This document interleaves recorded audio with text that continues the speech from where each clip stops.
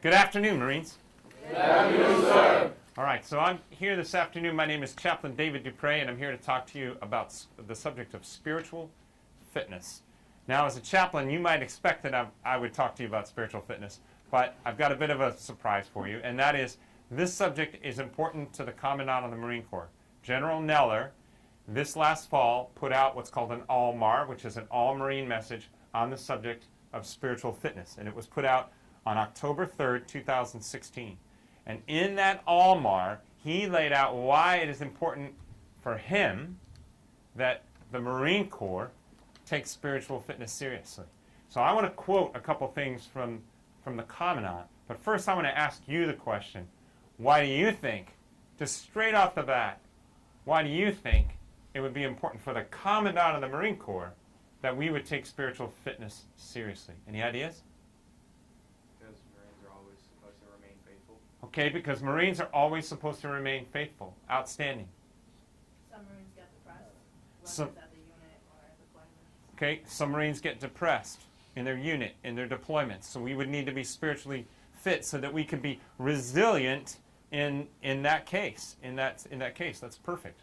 What else? How else would you flush out that definition? Why would it be important to the Commandant of the Marine Corps that we take spiritual fitness seriously? To keep Marines motivated. To keep Marines motivated. To be a strong warrior, you need a strong spirit. To be a strong warrior, you need a strong spirit. Okay, that's fantastic. And I'll just stop right there. And I've seen other chaplains and other people who have presented on this subject, and you know, they could pull the greatest quotes from some of the greatest people who ever lived. And my answer to that is, the quotes that I get from Marines are more valuable to me than any quote that I could put up on a PowerPoint from some famous person. What you just gave me is more valuable than anything else that I could read, because it came from you and because it's true. And I think if the Commandant ever had a chance to look at this message, I believe that he would agree with me, that your thoughts and the engagement on this subject is exactly what he hopes to accomplish. So let me quote him for just a moment. He wants America's force and readiness to be resilient. Resilient so that we can grow, that we can develop, that we can recover, that we can heal, and that we can adapt. Make sense? That's why it's important to him. He wants us to have spiritual well-being, to be better warriors, one of you said that, so that we can make good choices on and off duty, so that we can become and remain the honorable warriors and model citizens that our nation expects. Honorable warriors, model citizens that our nation expects. And then right behind the Commandant of the Marine Corps is the Chaplain of the Marine Corps, whose name is Admiral Scott, a wonderful chaplain, a great leader, and he talks about drawing from three sources as we establish this spiritual fitness: personal faith, foundational values, and moral living. Okay? Personal faith, foundational values, moral living. So let me go back to the Commandant. Do you think the Commandant is saying, y'all have to go to church? No, sir. No. Okay, why couldn't he say that?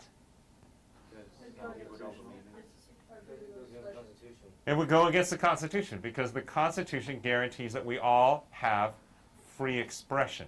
All right, so he's not saying y'all have to go to the church, and that's why the Chaplain of the Marine Corps is saying, let's get at foundational values. Let's get at our moral living and the choices that we make, because that applies to all of us. All right, so I want you to think about roughly a triangle, okay? So here's my triangle. You like my PowerPoint? All right, so you got mind, body, spirit. Mind, body, spirit. And in my last command, I actually had Marines come to me before this ALMAR was produced. And they said, and I guarantee you, they said, hey chaps, we want you to come and talk to us because we take the mental preparation seriously. We take physical preparation seriously, but we don't take spiritual preparation seriously enough. Would you come and talk to us about that? And so I went and we talked about our common experience. And what we want to do is make a case for the spirit side. And that's my purpose for talking with you today. Because in this room, right here, we have three categories of people. Some of you have a religious faith, and you don't mind talking about it if somebody asks you. There are a few of you who have a religious faith, but you just don't want to talk about it. It's private. It's something that you hold in your heart, but it's very, very important to you. And you know, there are some of you who simply don't have a religious faith, and that's okay. All right? So I want you to know that as a chaplain, it makes no difference for me which of those three categories you lie in. My point is that as we look to take spiritual fitness seriously, that all of us, no matter which of those three categories you're in, would take the spirit side more seriously and be in conversation about that. Good to go? Yes, sir. All right. So what I want to do now is I want to think about this mind, body, spirit triangle. And I want you to think about a common experience that you all have had. All right, I want to go back to the crucible. Did you have a good time on the crucible? Okay. Did you have a little bit of a good time? I mean, you look back at it, it was a time of hardship, right? I'm sure you smile when you think about it. A little earlier today, I asked some Marines about the crucible. I just asked them one question, and then I turned and did something else. And guess what they did? They all started sharing about their common experience of the crucible and the things that were different about the various events of their training. 54 hours, right? 2 nights.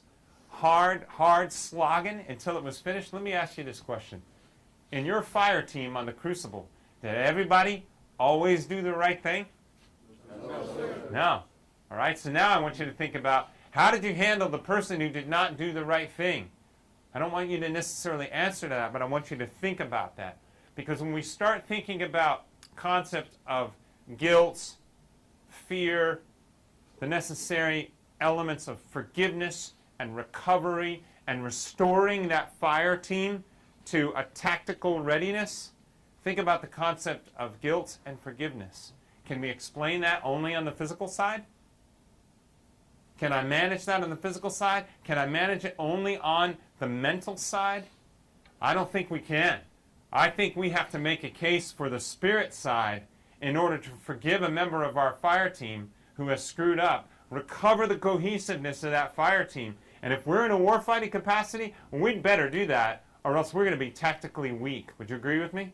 Yes, sir. All right, so that when I say that, I want to draw on that common experience to start to think about how far could we get on physical fitness, how far could we get on mental fitness, and then making the case for spiritual fitness. All right? So let me ask you a couple other questions. If we want to talk about mind, body, spirit, on the mind side, we would say, hey, what do you think, right, in our fire team? On the physical side, we would say, hey, how do you feel? Or how do I feel? And if we're on a long ruck, we're on a long march, I'm probably asking myself, hey, what do I think about this? Hey, how do I feel right now physically? All right? And then over here on the spirit side, what question would I ask here? If this is what do I think, and this is how do I feel, what would this be? What do I do? What do I say? Want? What do I want? What do I need? What do I need? What am I doing? What am I doing? Yeah, that's great. Okay. How about what do I believe? Okay, because aren't we asking ourselves when we are stretched to our absolute limit? Okay, how do I feel right now? All right, what do I think about all this? Great. Do I believe I can finish this? Are you tracking? That's personal trust, right? Do I believe in my fire team?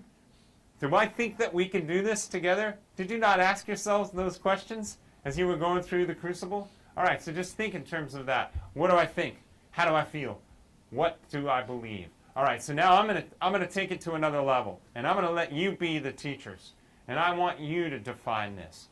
And I know we've only been talking about this for a few minutes, but I'm going to put the definition out to you. How would you define spiritual fitness? How would you define it? Having peace within yourself and trusting yourself with your own decisions and knowing that you did the right thing. Having peace within yourself, that's awesome. Trusting in your own decisions and knowing that you do the right thing, that you did the right thing, that's fantastic. It's a great definition. Anybody want to build on it? How would you define spiritual fitness? I feel like it's something to keep you going when you're feeling down or have no one else with you. Something to keep you Keep you going. when you feel down. Yes. and you don't have anybody else with you. I would agree. Fantastic. Yes? Being compassionate and fair towards others. Okay. Fire team. Being compassionate and fair toward others in your fire team. Fantastic. And then saying being faithful to your spirit and what you believe in. Being faithful to your spirit and what you believe in. Fantastic. Any others? Having a calm state of mind when making important decisions. Having a calm state of mind when making important decisions. That's very, very important. All right? Resiliency is all these things. Body, mind, spirit. Resiliency is all of that. And we are going to be tested. In our lives, we're going to be tested. And when we are tested, we need all facets of our resiliency to make us strong. I was recently at the 75th anniversary of Pearl Harbor in Hawaii, and I was sitting next to a person who was obviously a veteran. He had a Navy ball cap on that said the USS Kitty Hawk. And come to find out, this gentleman in the Vietnam War flew off the deck of USS Kitty Hawk. He was shot down, and he was a prisoner of war for 7 years. Now, I encourage you to go back and do some reading about what prisoners of war in the Vietnam War experienced. Read about the Hanoi Hilton. That's what they call it, the prison in Hanoi. And this gentleman was a resident of the Hanoi Hilton for a while. And we only talked for a few minutes, but we had a great engagement. And I will never forget what this amazing veteran shared with me. He was in a holding cell, and he looked up on the wall, and he saw that one of the prisoners before him had made an etching in the wall. And the etching said, God equals strength. And he said when he saw that, it sustained him throughout the entire course of his imprisonment until he was set free again. And it still informs him today. For him, that was the definition of spiritual resiliency and spiritual fitness. He held up. But if I asked Captain Coffee, CaptainCoffee.com, he actually has a website, right? Captain Coffee, to speak to you, he would say there's no way that he made it on physical fitness alone. There's no way that he made it on physical fitness and mental fitness alone. That he had to rely on his spiritual fitness as well. So I appreciate all of those things that you have shared this afternoon. And when we reach back and we are tested and we find situations where we need hope, we need strength, we need forgiveness, we need to deal with things like anger and fear and judgment, that those wonderful definitions that you provided for us would build such a spiritual strength within us that we would have the capacity to be strong in mind, in body, and in spirit. So regardless of which member of the groups that I proposed earlier you find yourself in, whether you're a person of religious faith and you don't mind talking about it, a person of religious faith and you don't really want to talk about it, or you don't have a religious faith, I hope that in this conversation you could see that no matter where we fall, we should take the spirit side seriously. So I encourage you to be in conversation with one another, not only about what you're doing in the gym and about the classes that you're taking, but what makes you strong in your moral structure, in your foundational values, and if you're a person of faith, that you would practice that faith and utilize the tools of that faith to make you strong and resilient. I want to thank you this afternoon for your attention, for the amazing definitions and input that you have provided, and I hope to see you again. God bless you. Ra.